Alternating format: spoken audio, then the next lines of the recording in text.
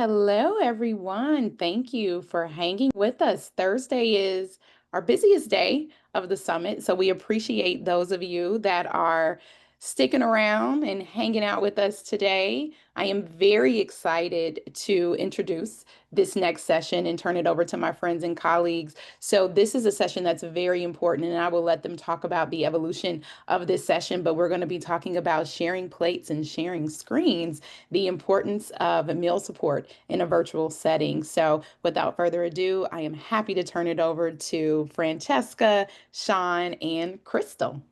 Take it away. Awesome. Thank you so much. So I'd like to introduce myself first and foremost. Hi, I'm Dr. Sean Riebel. I'm the Chief Nutrition Officer here at Within Health. I am joined by two of my wonderful colleagues that I'm going to we'll introduce them. And then for our time together, we're going to be doing some Q&A stuff together, but just kind of going over some of the things that we think are really important for meal support, especially of how we do it at Within Health. So Francesca, do you mind heading this Yeah, off? yeah. Cool. Thanks, Sean. Hi, everyone. I am Francesca Delia. I am the care partner manager here at Within Health. Really excited to be part of this fireside chat today. I myself started out as a care partner at Within, so I'm really excited to be speaking on virtual meal support and all the wonderful ways that Within helps support our clients. I will pass it along to Crystal. Hi, everyone. I'm Crystal, the Senior Director of Patient Support Services here at Within. And I myself also started as a care partner here at Within. Day one, first care partner on shift. And I have been working in the eating disorder field for almost 17 years or just above 17 years now, providing meal support in the eating disorder community. And one of the reasons that we wanted to have this conversation get started with this topic was to invite folks in the community to understand a little bit about what we do at Within and a little bit of how we've been able to provide meal support in a virtual setting, which is tricky for sure, and something that we have worked really hard over the last 4 years to really refine. And we're still learning every day, but we've come a long way. And with Francesca and Sean, we've really done a great job, I think, at doing the best we can at providing support to our clients and making it feel just as supportive and as I can't think of the word, but just feels like an opportunity where clients are going to feel the same as if they were in a brick and mortar. It doesn't feel really any different. There's a couple things that we'll touch on that highlight how it's a little bit different and how we've learned to work with those differences in making it work in this virtual setting.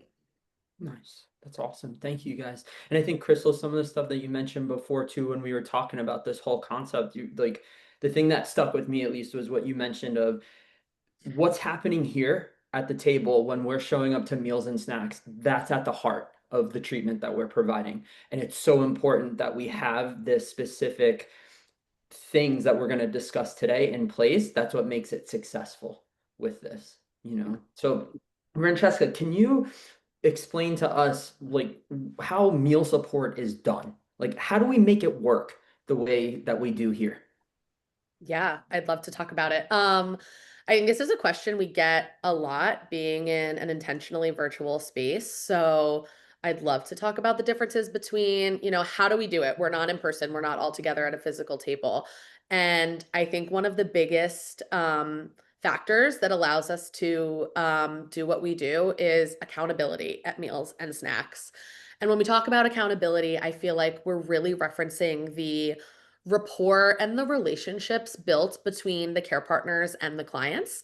We have wonderful care partners who go out of their way to hold clients accountable in a loving and direct way that's going to make them feel seen and keep them safe in this really difficult time in their life. So they're showing up to the table with compassion. They're approaching all clients with empathy so that when it is time to hold boundaries and give those redirections, it feels more like a natural factor of the meal experience as opposed to something like jarring. Um, and I think something that helps the care partners be so wonderful at this is the way that they collaborate with the other departments here at Within. The care partners work so closely with the nutrition team and the therapy teams to ensure that we're covering all the bases and we're getting to know the clients off the table outside of their eating disorder. That way, we're supporting them in a way that feels holistic and also really human. I think Sean, you're someone who said ideas are born in these one-to-one sessions with therapists and dietitians, and then the care partners get to be the people who carry it out and bring it to light on the table, whether it's in a group setting or a one-to-one exposure experience. We're helping the clients just be human together while adhering to standards and expectations, of course, but really like falling back on just having humility as providers. Yeah, for sure. Crystal, anything you want to add to that? Yeah, I think like you said in the beginning and looping that into what Francesca just shared, it's all about the heart of eating disorder treatment is meal support, right? Like it's all about the love and boundaries. Care partners are the masters of love and boundaries. They're able to, hold clients accountable in the moment to their meal plan or to whatever challenge or exposure that they're working on. And still doing it in a way that feels safe, that feels supportive, that feels loving. And it's just an opportunity to really have an intimate setting where we're able to just come together and work through those challenges as a team, not only just with the care partner, but the other folks in the community and the folks that are here recovering as well. And it's just like this setting where you're just able to really redirect the eating disorder behaviors or call them out in the moment in a way that just feels like so supportive and so loving. Yeah, I love that. And that what I'm hearing the common theme with what you guys are sharing is that, of course, the love and boundaries with that, and then that relationship, the rapport, right? Like because that's where we can really be able to like have those hard conversations too.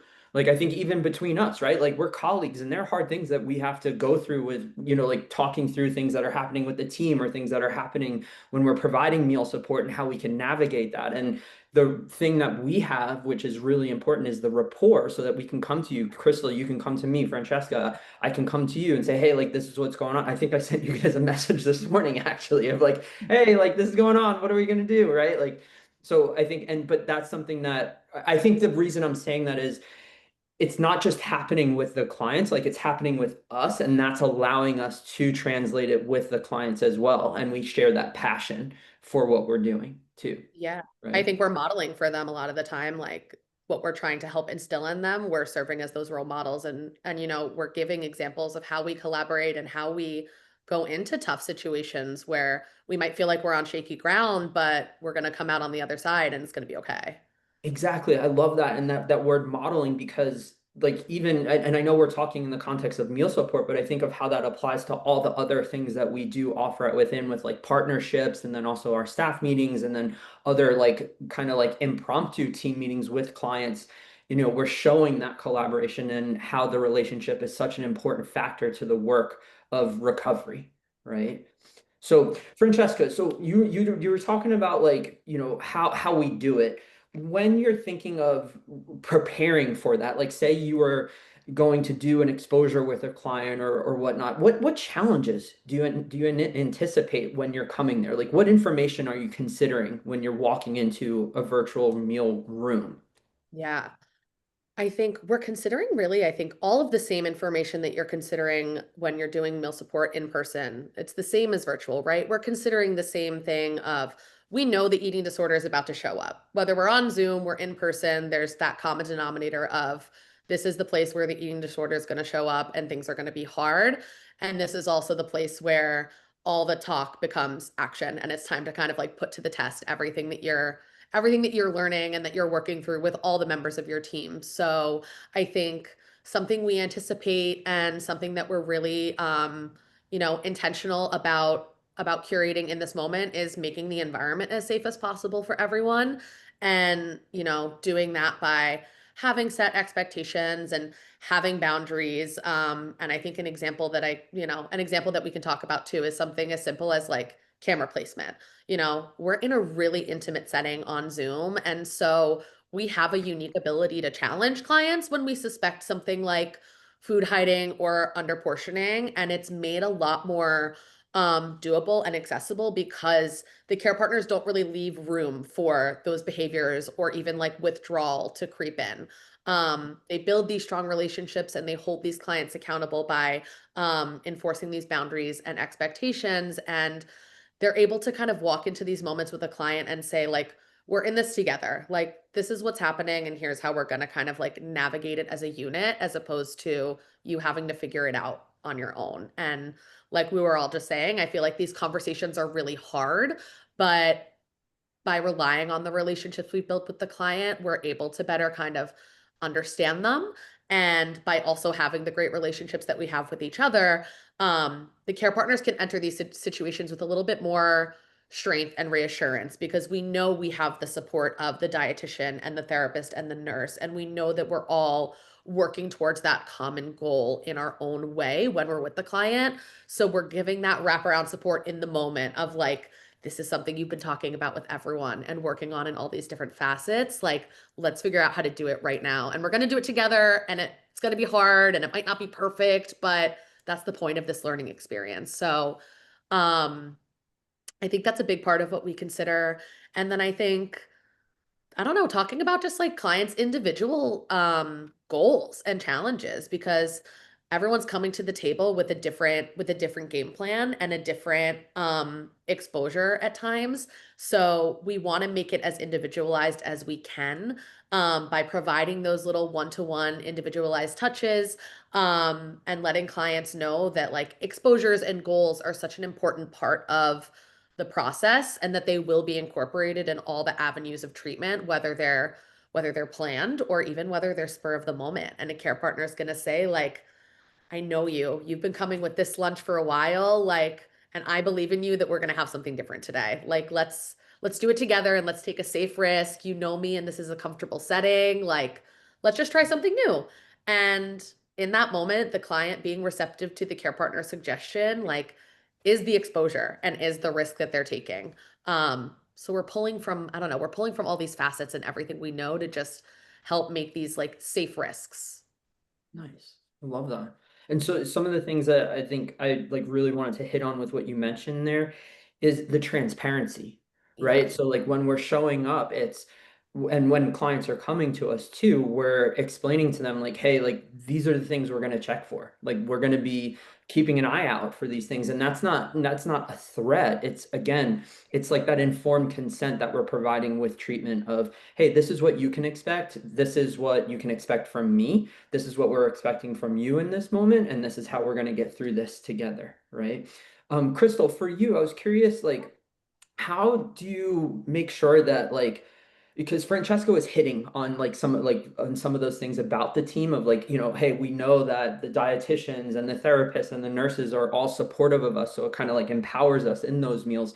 How do we make sure that the team is on the same page during that meal support?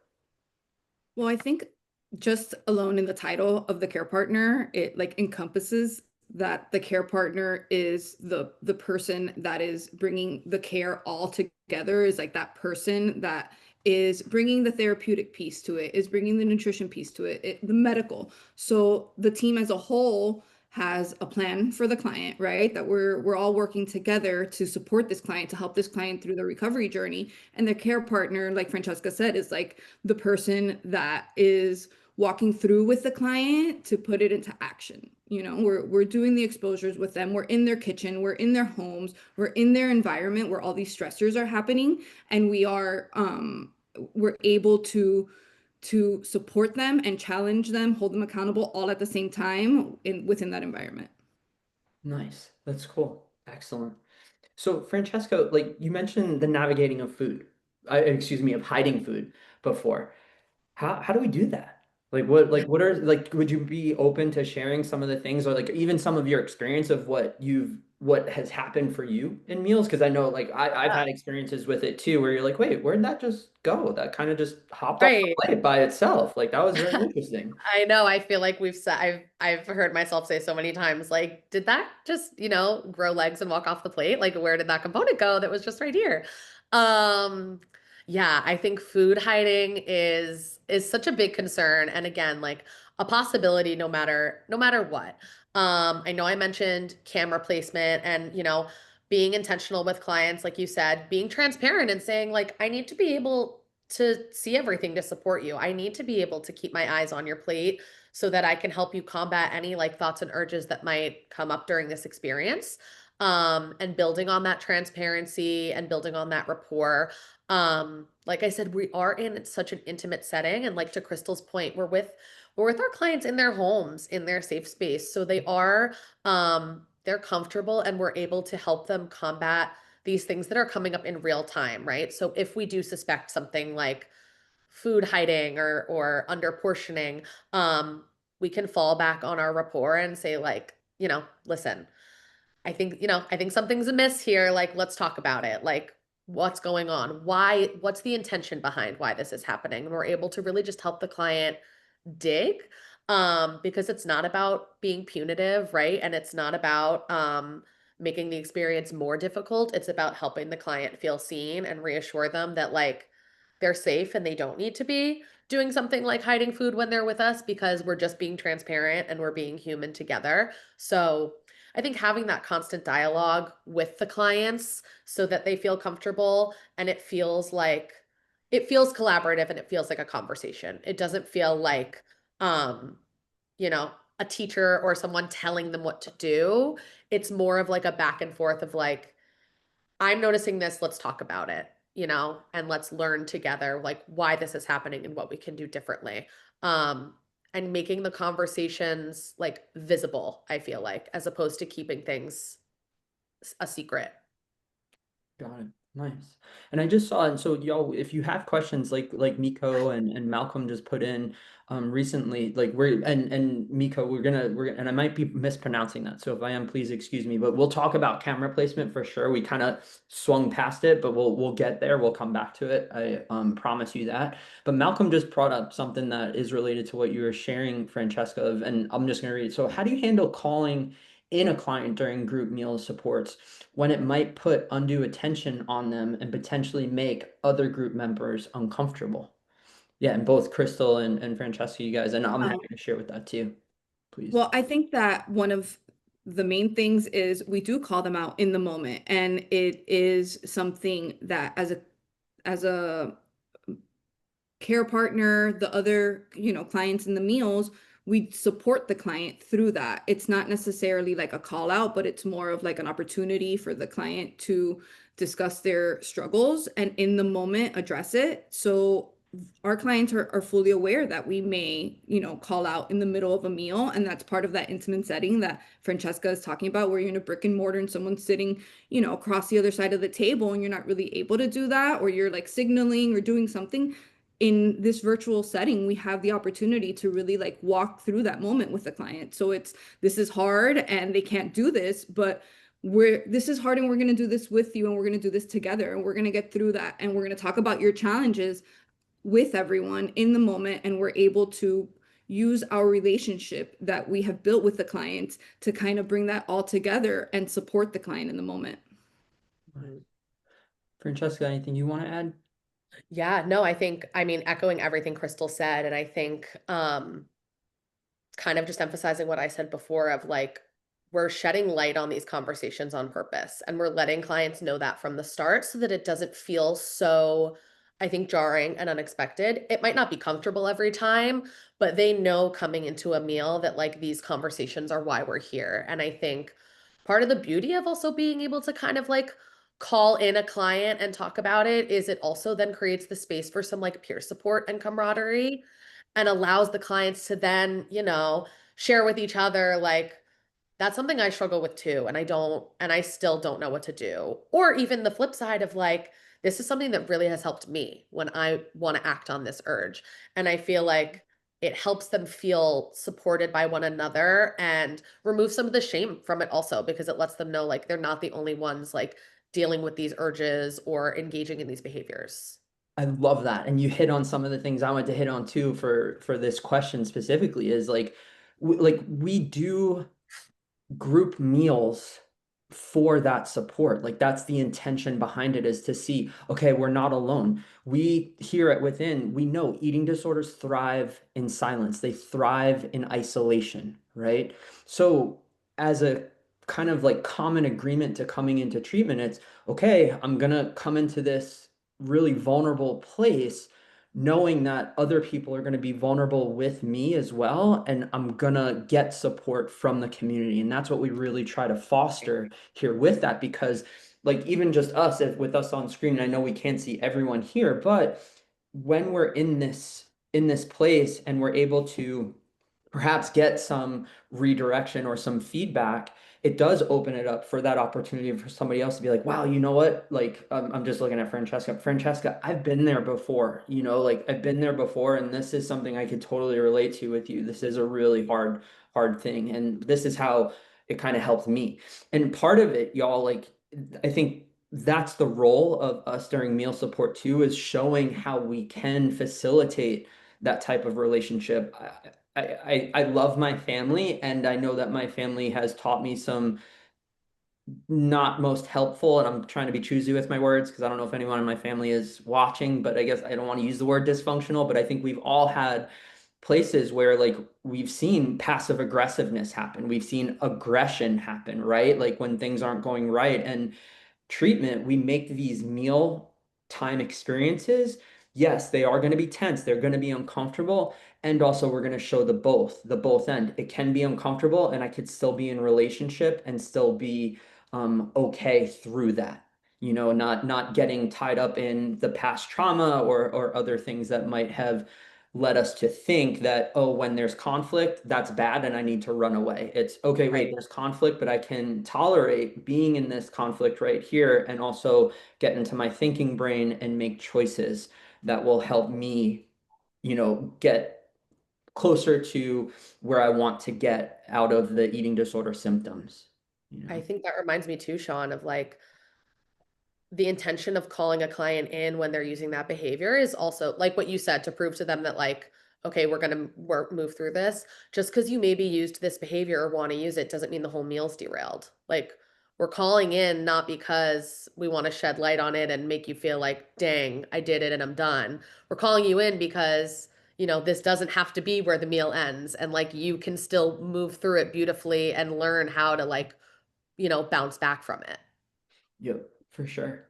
Yeah. Crystal, anything you wanted to add to that one before we move Um, on? I know I'm kind of just putting you on the spot. I was just curious yeah, if yeah. there was more. No, it's okay. We can move on to the next. Yeah. No, cool. That's awesome. Thank you. And thank you guys for the chats coming in too. And Kelly, I don't want to acknowledge, like, Kelly, you're so kind. Thank you for the feedback here. What Kelly mentioned in the chat, I don't know if everyone can, no, it is to everyone, but she said most times other clients are aware of the food behaviors and appreciate when there's attention brought to that. And I think what Francesca hit on was so key to that, of like, we are going to call attention to those things, but we're going to do it so that it's a supportive environment. And I know I'm kind of repeating what Francesca said and what we said before, but my point is even when someone's going to be uncomfortable, we do our best to create a culture at Within and at meal supports that it's a culture of safety, if that Mhm. makes sense. That like when I come, I know that, say, Crystal, sorry, you're going to be the person with an eating disorder symptom right now, that if Crystal is struggling and it does something to me and is making my thoughts go someplace, I know that Francesca is going to help, is going to be supportive of me by actually keeping Crystal accountable to her meal plan, right? Right. And that brings a confidence when you show up to meals of knowing, okay, I'm not alone in this. I'm going to be doing hard things and other people are going to be doing hard things. And if something isn't going right, we have people that are going to support us and protect us from the eating disorder symptoms. Totally. Nice. We have a coworker who, you said the word discomfort. We have a coworker who always says discomfort is a portal. And, you know, this is how we're like transcending ourselves to a new place and growing and learning, is by being uncomfortable. Love that. Nice. Super cool.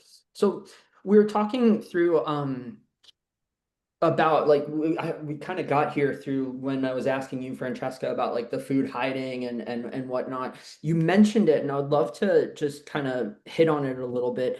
Portioning. how do we ensure that portioning is sufficient and adequate? And this can kind of hit on what I think it was Miko asked of, like, like you said, camera placement. Can we go into a little more, like explain a little bit more of what that looks like when we're providing that care? Sure. I think it's a couple of things. I think, again, camera placement is key for us in ensuring that we are seeing everything we need to see to best keep a client safe and support them. We are able to have eyes on their plate and their meal through the duration of the experience, so that, like, I can see how they're progressing. We can see if things like are taking a turn, or if there's a pause or something. Like, we're able to, you know, best see and support the client. And I think, in addition to those tools like camera placement, it's also really, I'm going to mention, like, the collaboration again. The care partners work so closely with the nutrition team to ensure that we are, like, bringing their, meal plans to life, and we're giving the proper feedback and guidance in accordance with those nutritional needs, to help make sure, like, when they show me what they brought, I trust that the feedback I'm giving them about adjusting their plate or adjusting their components is in accordance with their needs. And I feel confident knowing that my myself and the dietitian and everyone is on the same page about that. So the client's hearing the same message both on and off the table. Nice. I don't know, Crystal, if you have anything to add to that. No, I think that was pretty, hit it right on the nail. I think one of the things that we could add is just like the care partner brings the humanistic approach to meal support, right? So with providing meal support, not only do we want to make sure that a client is following their meal plan, that they're not hiding food, that they're adhering to some of our guidelines, but we also want to join the client through this journey, and we want to support them, and we want to be human with them in the moment. Yes, we can talk about some DBT skills or some CBT skill, any skill that they can in that event, in that meal exposure, but I think what really helps ground a client and helps get a client through this, what is probably the most difficult part of eating disorder recovery, just eating and Mhm. showing up to the meal, is having care partners really be human with them, be in the moment with them, just support them. Just, we're here, we're doing this together, we're going to get through this together. Whatever you need, I'm here for you. The other clients joining in with that, and really just creating a sense of community, which they don't really have outside of recovery in the moment, outside of treatment, while they're going through recovery, eating with your family or eating with loved ones, friends, that's still very difficult for them when they're in the process of going through this journey. So having a safe environment, a safe space where people can really show up authentically and struggle and voice their concerns, voice everything that they're experiencing, and having the person on the other side of the screen be the person that's going to support them through it all and really just be there with them is probably the most important factor out of meal support virtually. Like Francesca, we can do the portion, we can do all the things, we can collaborate, we can do that, but unless we're able to really just be human with them and be in the moment with them, we're not really going to get anywhere. So that's the most important piece. I love that. And that kind of leads into where we wanted to go as well, with some of this conversation of, like, the humanizing of the Mhm. experience, right? Like, so Crystal, when CPs are in that meal experience and emotions are running high, like you kind of alluded to it a little bit, can you provide a bit more for us of, like, how we humanize the mealtime experience here?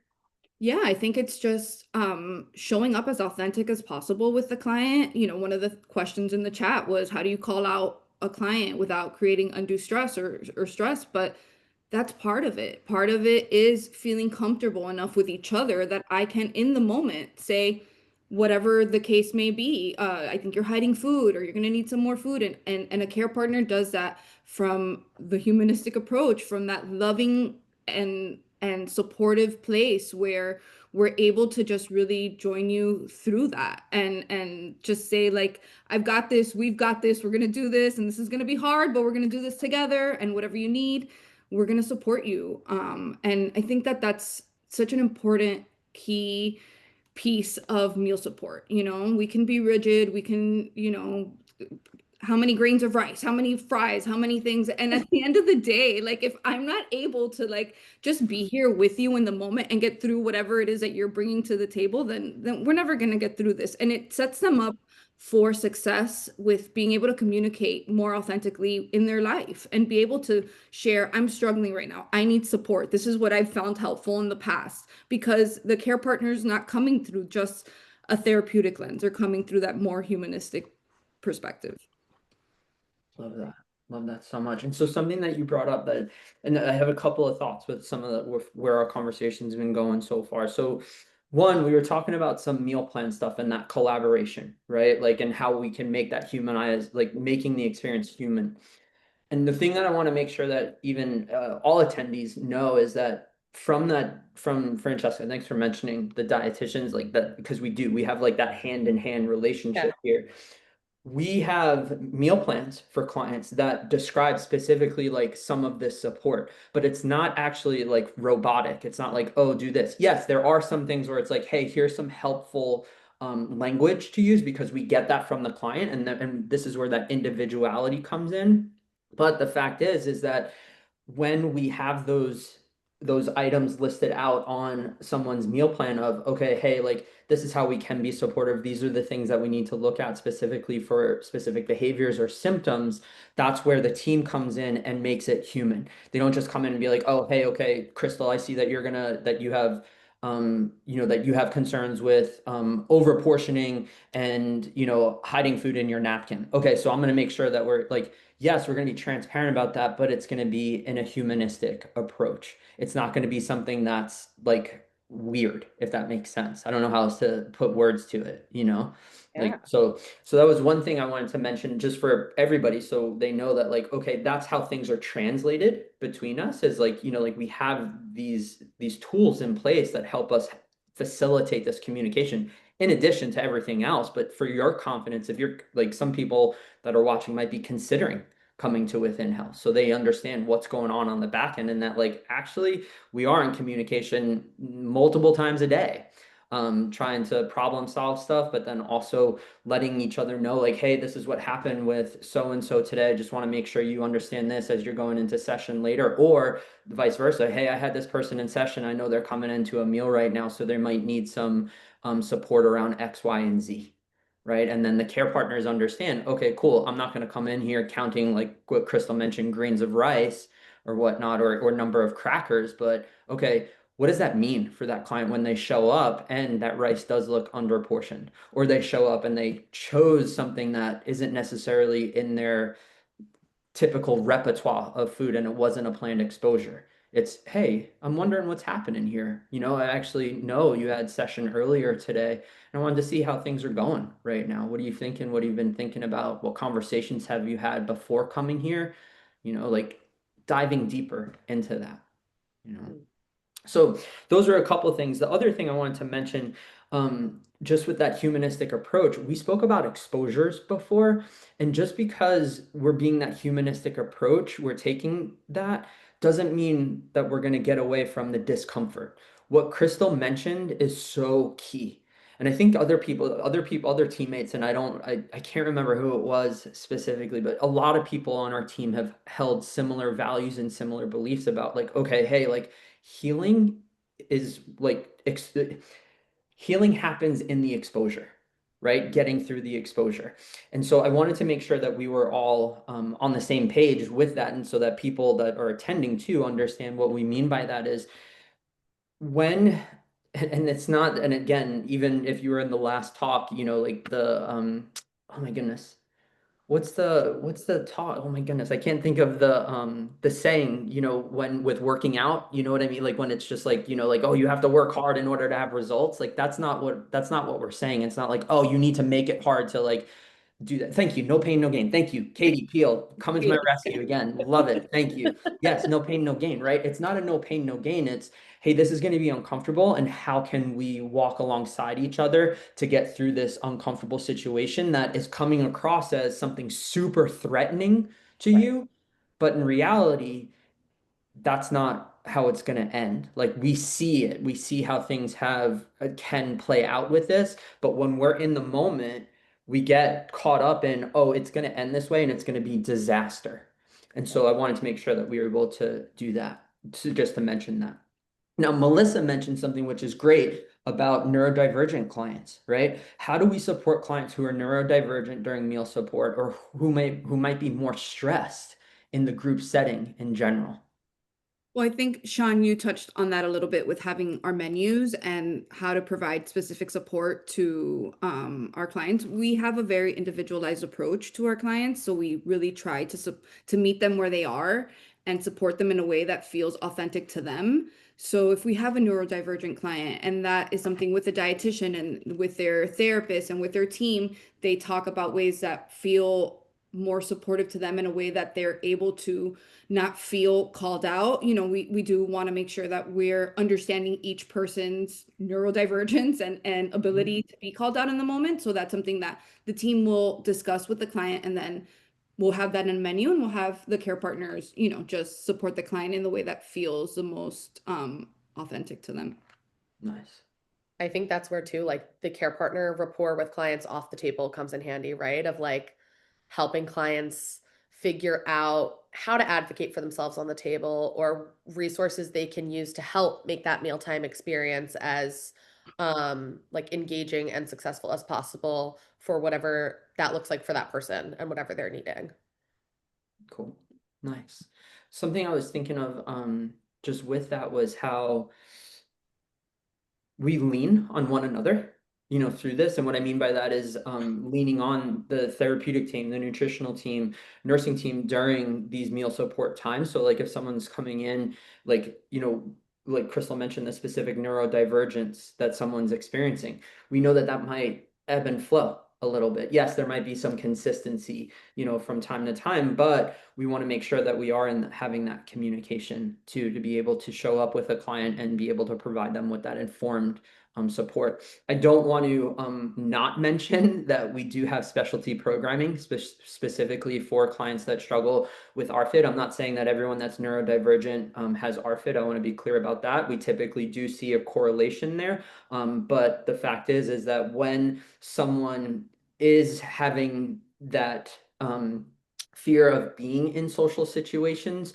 even around the food piece, or whether that be in groups, we here at Within take that very seriously and use that as an endpoint. Well, I don't want to say endpoint, that insinuates something else.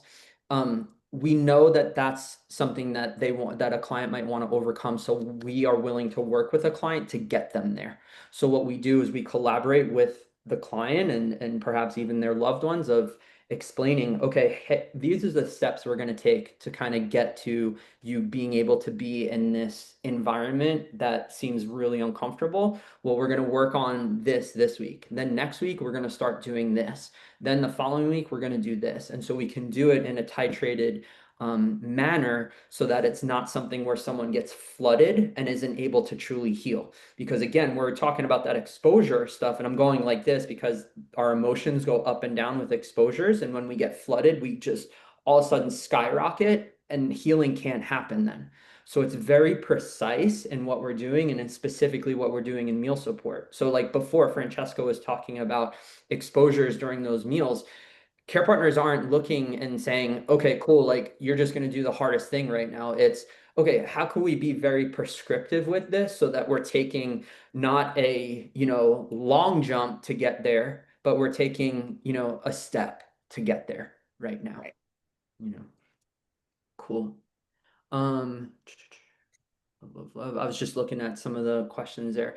So I know we're getting, we have about 6 minutes left, and we spoke on a lot of the points that we wanted to hit on. So I think we're at a point now where we can open it up for questions. Like we hit on some stuff. I have some things that we can talk about if we want, related to like checking in and checking out. Like I thought of that, but I wanted to see just from attendees if anybody had anything they wanted to chime in about, or if you had any questions that were still burning that we didn't get to just yet. We can give it a second. Miko, I know that you wanted to know about camera placement. I think Francesca hit on that pretty much. Like we do have the plate on camera with our clients. We make sure of that, and we make sure that we talk about camera placement, and that's specifically from the tools that we provide our clients to make sure that that is accessible for them. So we have ways of doing that as well. But I haven't seen any questions come in just yet. So, and I know like that was a short amount of time, but so Crystal and Francesca, so one thing I think that humanizes the experience a lot, and I know it's something that evolves from time to time. People that have been in eating disorder treatment have been exposed to things about like, different ways of checking in and checking out. So there's some, things that are common there, but is there anything specifically that you guys would like to share about that process of what we do here at Within of checking in and checking out and like making it the human experience? Francesca, go.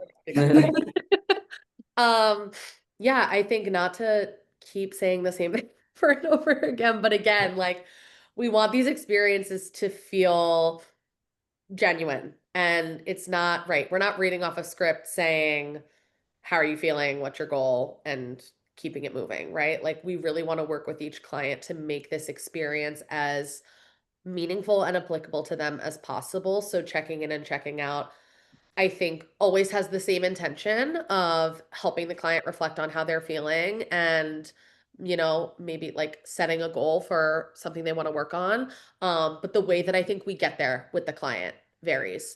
Um, and the way that we check in throughout the meal to make sure we're kind of like keeping tabs on that and helping usher them towards their goals and their reflections is really what makes it special. And again, like clients helping each other, I think also in this check-in and check-out process because they're sharing amongst peers and they're able to hold each other accountable in addition to us holding them all accountable. Cool. Excellent. Well, thank you. Thank you all so much for your time and attendance with us today. Jamie, I'm going to hand it back over to you. I know we have a session starting really soon, so please excuse us for going a little bit over, but we're really passionate about this topic and we want to help people out and help them get the information they need. So thank you. Absolutely. Thank you. Thank you all. Thank you so much for taking the time to really talk about this. As you can see, the chat is just filled with so much love and so many compliments and just feeling so validated and just appreciative of the way that we address things and how intentional we are when it comes to our clients, and especially something so important as the meal support. So big shout out to you all for doing the work that you do. And for our attendees, we love that you are hanging with us and we love your participation in the chat. So please take a quick break, take a deep breath, and then join us right back at 1:30 because our Director of Family Programming, Allie Wilkos, is going to be talking about the symptom within the system, looking at family support and how it impacts eating disorder and eating disorder recovery. Thank you. See you shortly. Bye, everybody. Everyone.